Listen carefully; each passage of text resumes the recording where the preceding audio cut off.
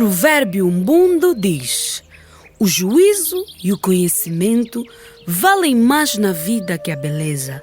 O que quer dizer, quem tem conhecimentos vai muito além do que a beleza permite.